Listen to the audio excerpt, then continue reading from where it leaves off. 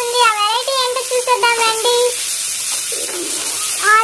Onion chapati. ముందుగా ఏం చేయాలంటే ఆనియన్ చపాతీలోకి ముందుగా బాండీ పెట్టుకొని ఆయిల్ యాడ్ చేసుకొని ఆనియన్స్ అయితే దోరగా వేయించుకోవాలి. తర్వాత దానిలో పచ్చిమిరపకాయలు వేసుకోవాలి. చూసారా ఫ్రెండ్స్, దానిలో ఉప్పు కారం అన్నీ యాడ్ చేసుకోవాలి.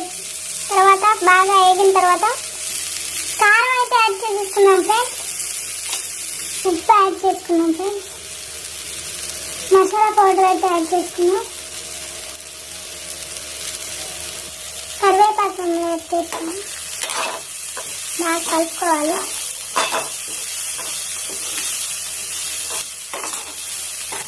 ఓకే ఫ్రెండ్స్, రెడీ అయిపోయింది. స్టవ్ ఆఫ్ చేసుకున్నాం. తర్వాత ప్రాసెస్లోకి వెళ్ళిపోదాం.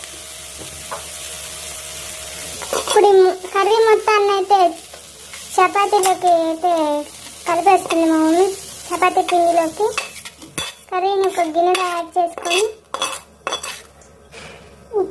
ఒక గిన్నె దీని మొత్తాన్ని బాగా కలిసేలా కలుపుకోవాలి ఫ్రెండ్స్.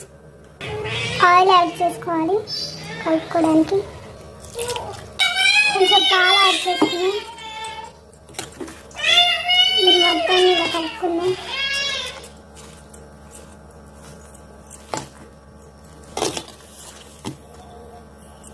ఇప్పుడే కదా కూర అయ్యింది, కారుతుందని చేత్తో కలపట్లేదు. ఇప్పుడైతే చేత్తో కలిపేస్తాను. పాలు ఇంకొంచెం యాడ్ చేసుకొని మంచిగా పాలతో కలుపుకొని ఫ్రెండ్స్, సూపర్గా మెత్తగా వస్తాయి చపాతీలు.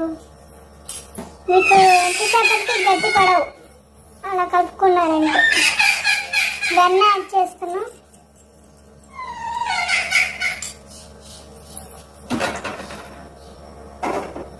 కొద్దిగా వాటర్ యాడ్ చేసుకొని కలుపుకోవాలి.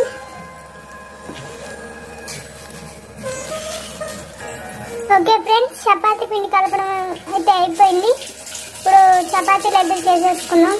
ఓకే ఫ్రెండ్స్, చపాతీ అయితే రెడీ అయిపోయింది. టేస్టీ టేస్టీ యమ్మీ యమ్మీ చపాతీ. నా వీడియోస్ కనుక మీకు నచ్చినట్లయితే లైక్ చేయండి, సబ్స్క్రైబ్ చేయండి. బాయ్.